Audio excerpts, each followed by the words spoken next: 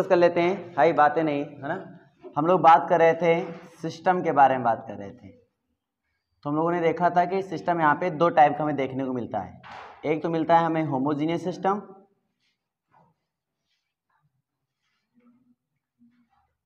और एक देखने को मिलता है हमें नॉन होमोजीनियस सिस्टम।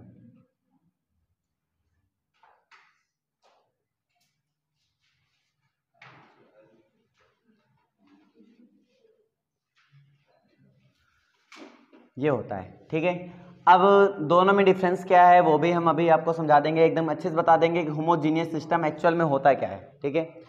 हिंदी में अगर नाम बोलूं तो समघात और ऐसे असमघात ऐसे कुछ नाम होता है, ठीक है। फिलहाल के लिए अगर हम बात करें होमोजीनियस सिस्टम हमारा क्या होता है, तो होमोजीनियस ये कहता है जैसे मान लो कोई भी हमारे पास समीकरण या फिर पॉलिनोमियल दिया गया है ना, कोई समीकरण मान लो हमें दिया गया, समीकरण दिया जाए, ठीक है, या फिर हमारे पास बहुपद दे दिया जाए,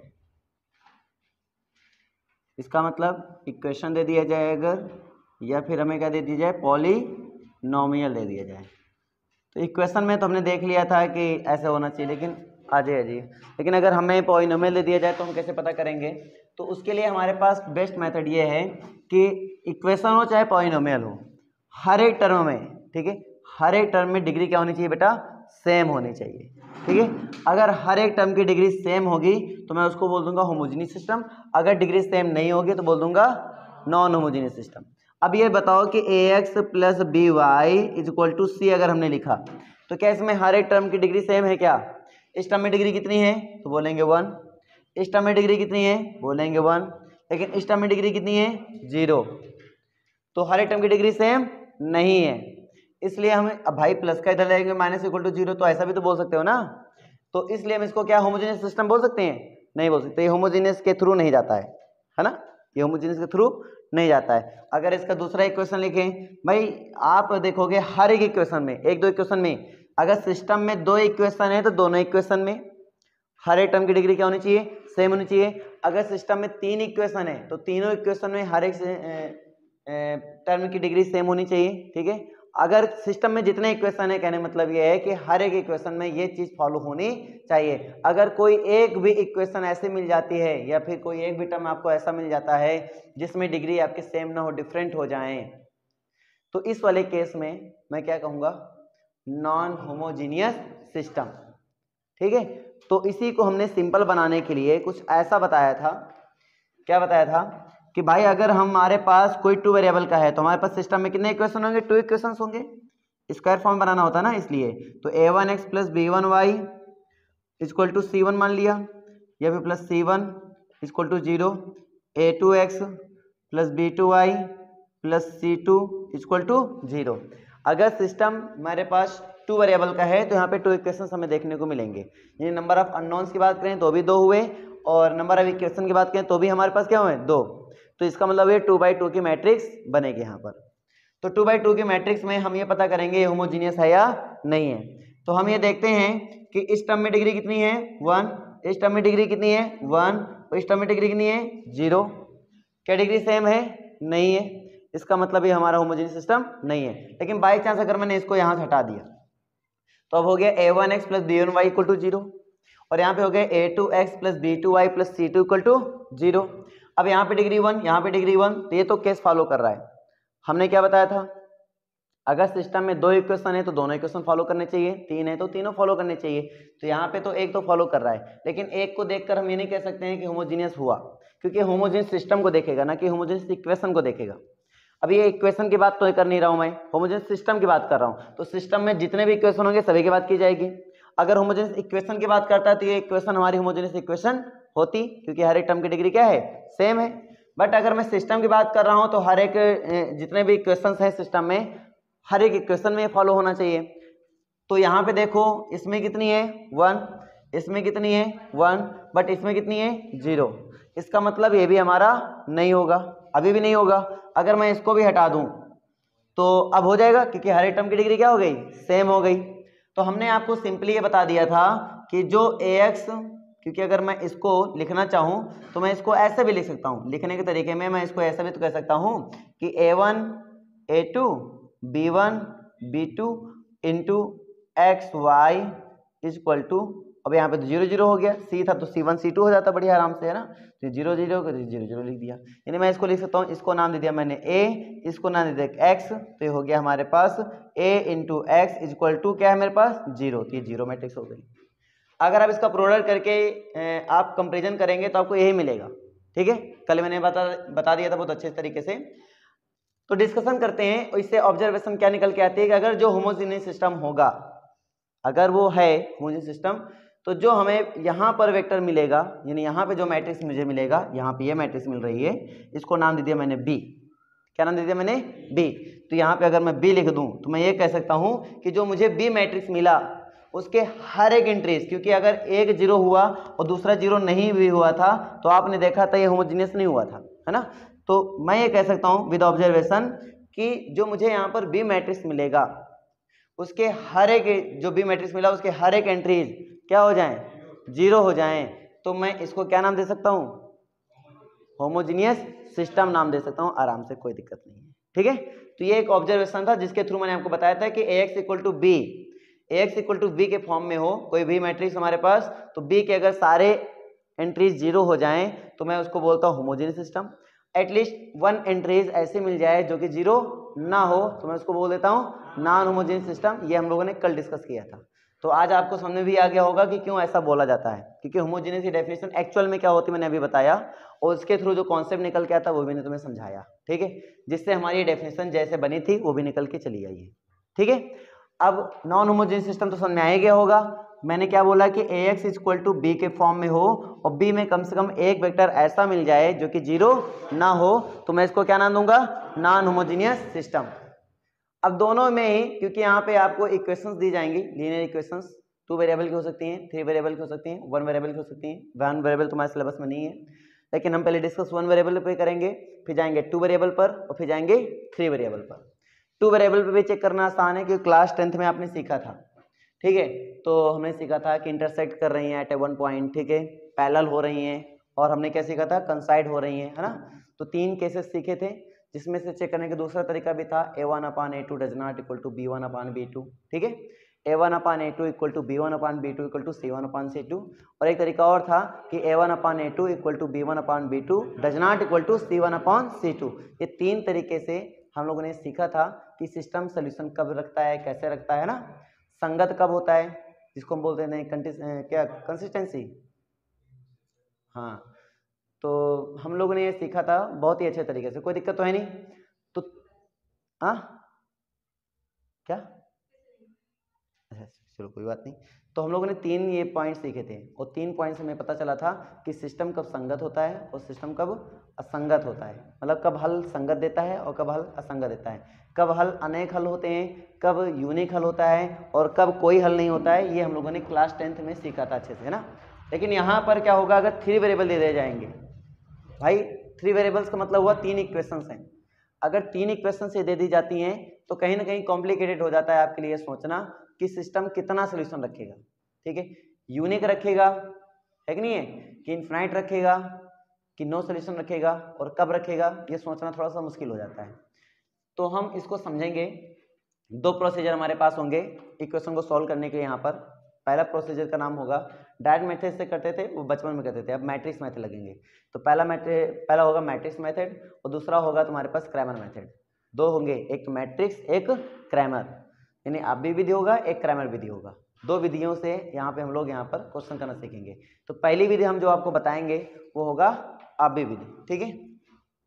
अभी विधि की खासियत क्या है, चाहे वो 2 में हो वेरिएबल में और चाहे 3 वेरिएबल में हो। 3 वेरिएबल का मतलब हुआ A1x plus B1y plus C1z और plus D1 equal to 0, A2x plus B2y plus C2z plus D2 equal to 0, A3x plus B3y plus C3z। ऐसा करो अभी D ना रखो, अभी हम होमोजीनियस की बात करें तो पहले होमोजीनियस की बात कर लो, ठीक है, ये इक्वल टू 0। होमोजेनियस सिस्टम की सबसे बड़ी खासियत ये है, भाई सोल्यूशन का मतलब क्या होता है, अगर हम किसी सोल्यूशन ऑफ सिस्टम की बात करें तो उसका मतलब क्या होता है, सोल्यूशन मतलब हल। हल का मतलब क्या होता है, जो इक्वेशन सेटिस्फाई करे। अगर सिस्टम में हल की बात कर रहा हूं तो एक्स वाई के ऐसी वैल्यूज जो मैं दोनों इक्वेशन में रखूं और क्या हो जाएं, सेटिस्फाइड हो जाएं। अगर यहाँ पे बात करूं तो एक्स वाई जेड के ऐसी वैल्यूज जो मैं सिस्टम में रखूं वो सेटिस्फाइड हो जाए, वही इसका सोल्यूशन कहलाएगा। तो तुम मुझे ये बताओ, एक सोल्यूशन तो हमेशा होगा x इक्वल टू 0 और y इक्वल टू 0। क्यों? क्योंकि जब मैं x इक्वल टू 0 रखूंगा और y इक्वल टू 0 एक साथ रखूंगा तो ये भी सेटिस्फाइड हो जाएगा, ये भी सेटिस्फाइड हो जाएगा। a1 a2 b1 b2 कुछ भी हो सेटिस्फाइड होगा नहीं होगा? होगा। अगर मैं यहाँ पे बात करूं, अगर ये मेरा सिस्टम होमोजेनियस सिस्टम है तो अगर मैं यहाँ पे अगर रखूंगा x y z की वैल्यू 0 0 0 के फॉर्म में, तो बताओ सेटिस्फाइड होगा नहीं होगा? होगा। मतलब एक सोल्यूशन तो हमेशा रखेगा। बात समझ में नहीं आ रही? एक सोल्यूशन हमेशा रखेगा, कौन सा? Zero solution. तो जितने भी होमोजेनियस सिस्टम होते हैं वो एक सोल्यूशन हमेशा रखते हैं, वो कौन से होते हैं? जीरो सोल्यूशन होते हैं। समझ में नहीं आ रहा है? बाकी और भी सोल्यूशन रख सकते हैं, हम ये नहीं कहते हैं केवल एक जीरो सोल्यूशन रखेगा, लेकिन मेरा कहने का मतलब ये है कि जीरो सोल्यूशन पक्का रखेगा, कोई और रखे चाहे ना रखे। तो इसका मतलब क्या मैं इसमें कह सकता हूं कि पॉसिबल है कि कभी सिस्टम सोल्यूशन ना दे? क्या ऐसा संभव है कि सिस्टम कोई सोल्यूशन ही ना दे? संभव है क्या? नहीं है।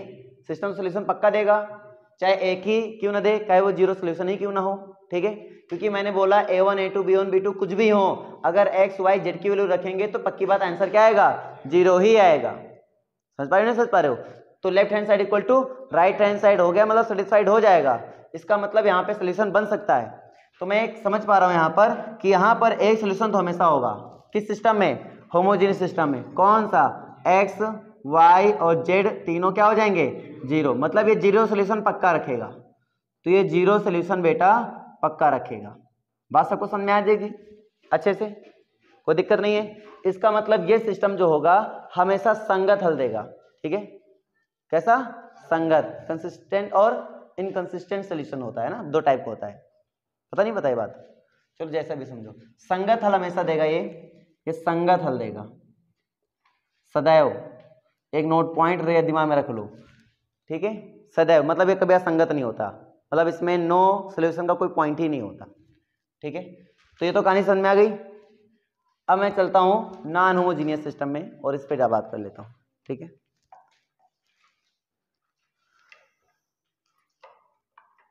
इनफाइनाइट इसमें कब रखेगा, यूनिक कब रखेगा, इनफाइनाइट कब रखेगा, इसकी बात कर लेते हैं।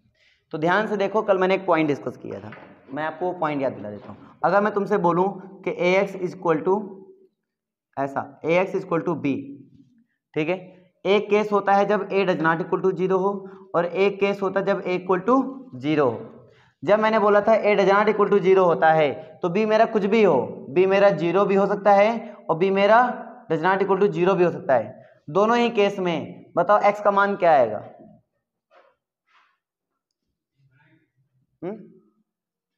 बुद्धि नहीं चला रहे हो भाई।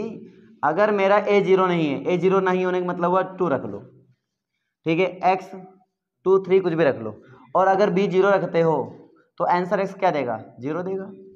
अगर मान लीजिए आपने b0 नहीं रखा तो चलो 2x इक्वल टू 3 रख दिया हमने, तो x इक्वल टू क्या देगा? 3/2 देगा। दोनों सिचुएशन में आंसर पॉसिबल हुआ कि नहीं हुआ? कैसा? यूनिक हुआ या फिर x अधिक हुआ? अद्वितीय यानी यूनिक। नहीं है क्या? समझ में आ रही? नहीं समझ में आई क्या बात? अरे थोड़ा बहुत समझ में आया?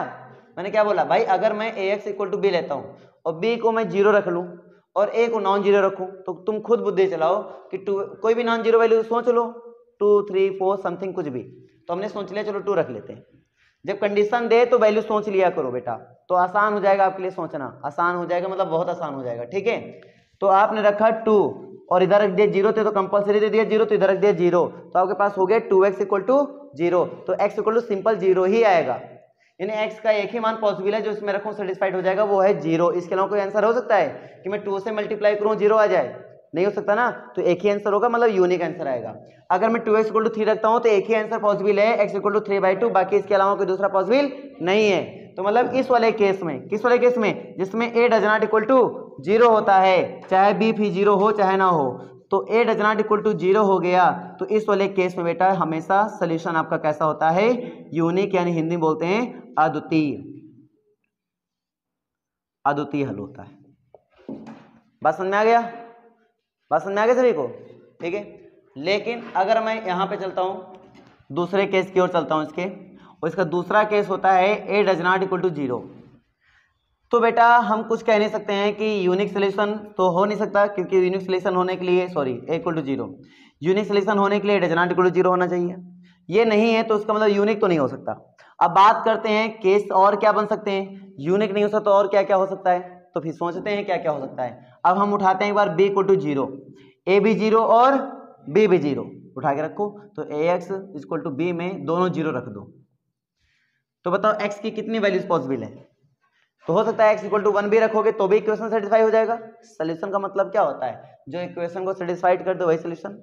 x=1 रखेंगे तो भी सेटिस्फाइड हो जाएगा, 2 रखेंगे तो भी हो जाएगा। सोचो बराबर, अगर समझ के पढ़ोगे ना तो ज्यादा मजा आएगा।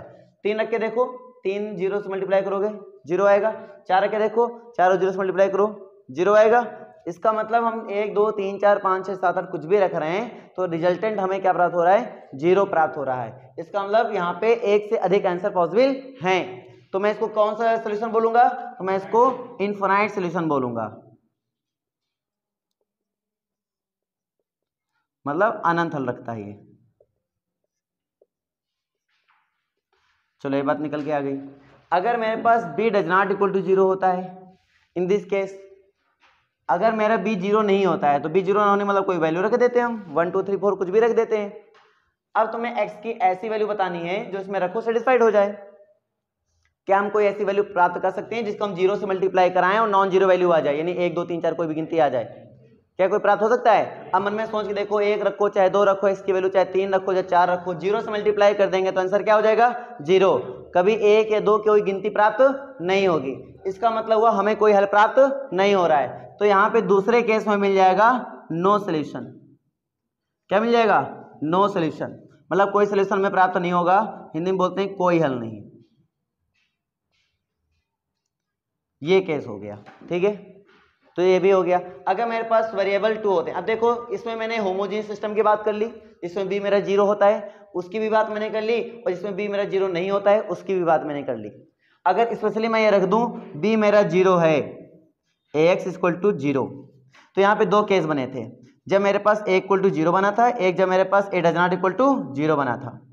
जिसमें a=0 बना था तो b भी 0 हो, a भी 0, तो कितने सोल्यूशन मिले थे, इनफाइनाइट। तो इस वाले केस में कितने सोल्यूशन मिल गए थे, बोलो, इनफाइनाइट मिल गए थे। और इस वाले केस में कितने मिल गए थे, अरे भाई डज नॉट के लिए भी बोला मैंने, क्या मिलेगा, यूनिक सोल्यूशन मिलेगा, कितना, यूनिक।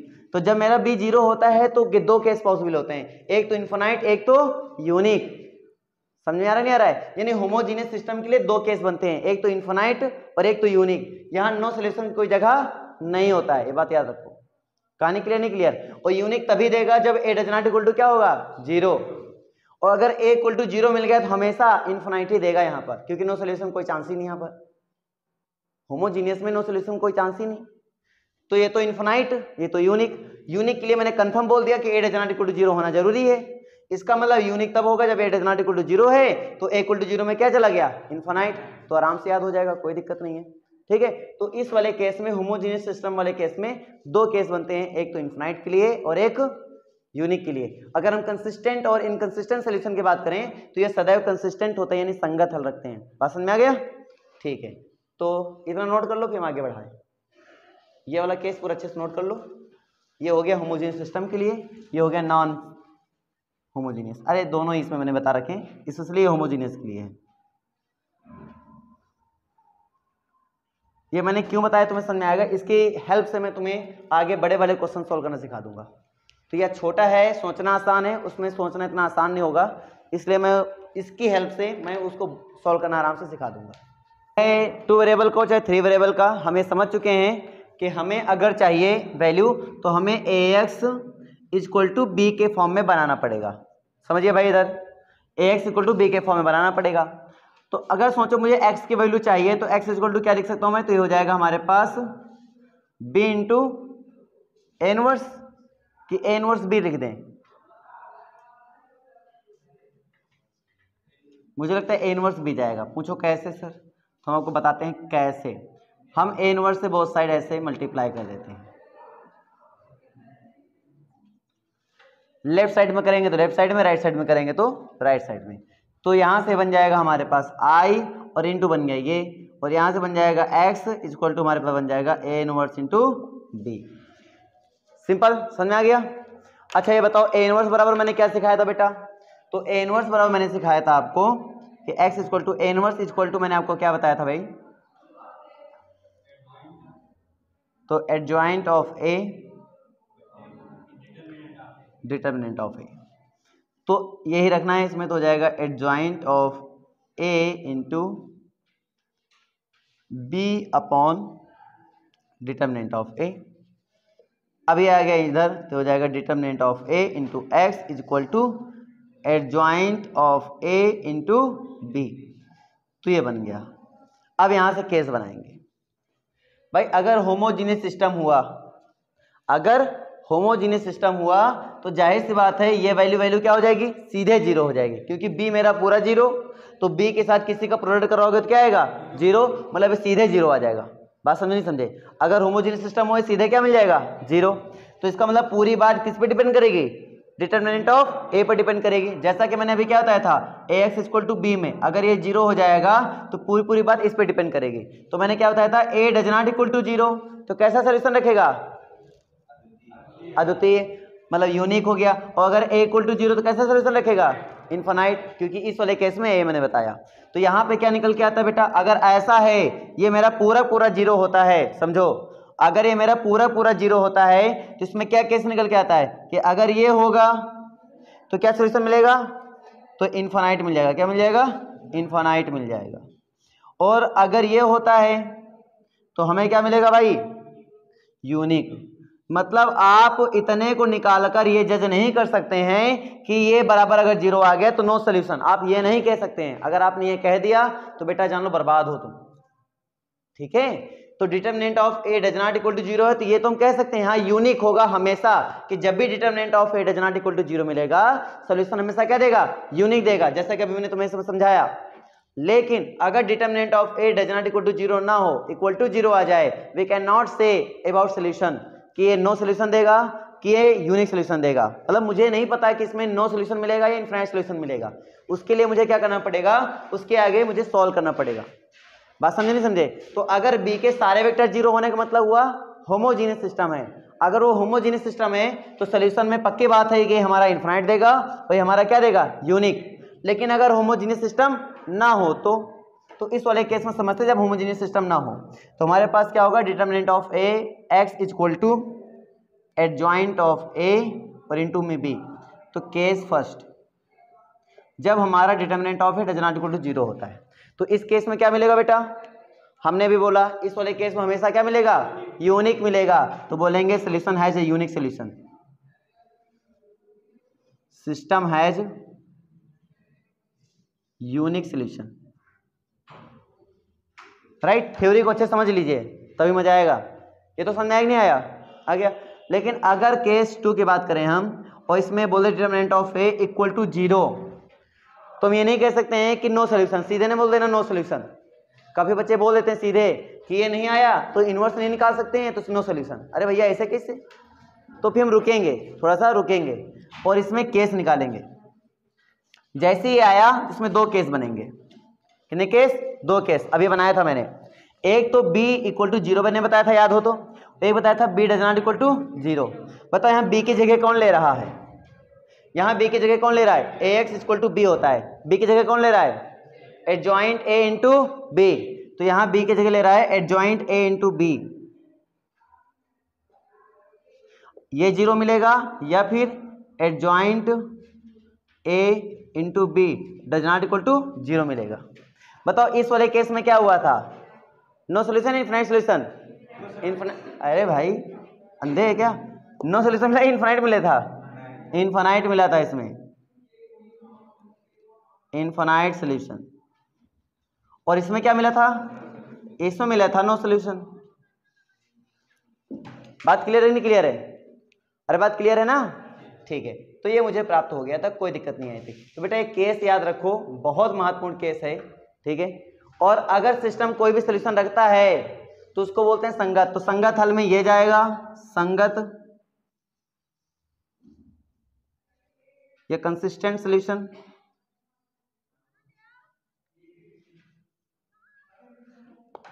संगत में ये भी जाएगा, क्योंकि अगर सिस्टम कोई भी सोल्यूशन रखता है तो संगत होता है, यानी कि कंसिस्टेंट होता है, तो ये भी संगत जाएगा।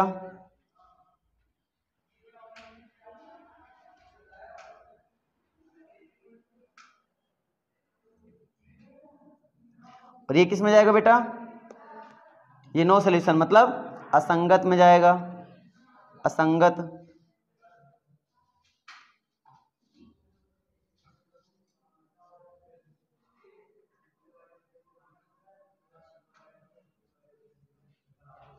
चलो कर लीजिए, नोट कर लीजिए। क्वेश्चन मुझसे पूछ रहा है कंसिस्टेंट सोल्यूशन या इनकंसिस्टेंट। 1 से लेकर 6 तक बेटा काम यही है जो मैंने अभी बताया, ठीक है, पूरी जान लगा देनी है। पहले हम क्या करेंगे, ax = b के फॉर्म में लिखेंगे। चलो बेटा बोलो क्या लिखेंगे, 1 2 एंड 3 क्या हो जाएगा, एक्स वाई, और इक्वल टू में क्या हो जाएगा, 3 3। हम लोग ये मानेंगे a, ये मानेंगे x, ये मानेंगे b। सिस्टम किसके फॉर्म में है, ax = b। होमोजीनियस है नॉन होमोजीनियस, बोलो होमोजीनियस है या नॉन होमोजीनियस है, नॉन होमोजीनियस, क्योंकि ये सारे वेक्टर जीरो नहीं है। अब देखते हैं फिर हम क्या करेंगे, क्या यहाँ पे डिटर्मिनेंट ऑफ ए निकालेंगे। तो ऐसा कर लेते हैं, ए का डिटर्मिनेंट निकाल लेते हैं, ठीक है। चलो क्रॉस मल्टीप्लाई कर दो, 3 और 4 कितना आएगा, -1। जीरो आएगा क्या, सिस्टम कितने सोल्यूशन रखेगा, कितने रखेंगे, यूनिक रखेगा। यूनिक रखेगा तो बताओ क्या होगा, कंसिस्टेंट होगा या इनकंसिस्टेंट होगा, संगत होगा। पक्की बात है ना, कोई दिक्कत किसी को, ऐसे चेक करेंगे। बस इतना ही करना है, इसमें इतना ही करना है। 1 से लेकर 6 तक तुम्हारे पास यहाँ पे जो है 1 to 6 सभी में यही करना है और कुछ नहीं, संगत और संगत। चलो मैं एक 3/3 का बता देता हूं, बस बाकी तुम लोग घर में बैठ के लगाना। 5x माइनस, ठीक है, y plus 4z equal to है 5। ये एक्सरसाइज चल रही बेटा 4.6, और ये क्वेश्चन जो है ये पहला क्वेश्चन था इसका, और ये आई थिंक 6 नंबर क्वेश्चन है, ठीक है। मैं एक 2/2 का मैंने बता दिया, एक 3/3 का बता दूंगा, बस बाकी आप घर में बैठ के लगाना, सिमिलर होंगे।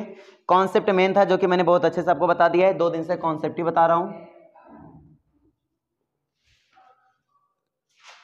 प्लस 5z इक्वल टू 2, और मेरे पास है 5x - 2y plus 6z equal to -5x - 6y, क्या है 5x - 2y plus 6z -2y plus 6z equal to -1, ठीक है। ये क्वेश्चन है। पहला काम क्या होता है, ax = b के फॉर्म में लिखना। चलो लिखो भाई, क्या लिखेंगे बोलो, 5 2 5 -1 3 -2 4 5 6, क्या लिखेंगे, x y z, क्या लिखेंगे 5 2 -1। Very good. चलो बेटा इसमें बताओ डिटर्मिनेंट ऑफ ए कितना आएगा। तो ये 5 लेंगे, इसको रखेंगे क्रॉस मल्टीप्लाई, बताओ कितना होगा, 18। 5 ले लिया हमने, इसको रख लिया, 18 माइनस प्लस कितना हो जाएगा 10। चलो -1 ले लो, इसका बताओ कितना आएगा, तो 6 दूनी 12 5 25। अच्छा इसका बताओ कितना आएगा, इसका कितना आ जाएगा भाई, -4 और -15 हो जाएगा। चलो आंसर बताओ इसका कितना आएगा, साइड से सॉल्व करके बताना। 990 आएगा, अच्छा जोड़ हुआ, गुणा नहीं हो रहा है। चलो 90 आ गया, इसका बताओ, अच्छा पूरा 90 आया, सही किया ना, विश्वास करके छोड़ रहे हैं काम, ये जान लेना नहीं तो गड़बड़ हो जाएगा। ये डज नॉट इक्वल टू 0 मिला बेटा, ये डज नॉट इक्वल टू 0 मिला तो कितने हल होंगे, यूनिक होगा, चाहे कुछ भी हो, बस इतना अगर आ गया तो यूनिक ही होगा हमेशा। तो कहानी को आगे बढ़ा सकते हैं अब, क्या अभी भी नहीं, अरे बढ़ा सकते हैं मैथ्स स्टूडेंट्स, क्लियर है ना। बस ऐसे ही करना है बेटा आपको हर एक क्वेश्चन में, जितना बता दिया बस थ्योरी को अच्छे से कर लो, तो ये जान लो क्वेश्चन आपको बहुत अच्छे से लग जाएंगे।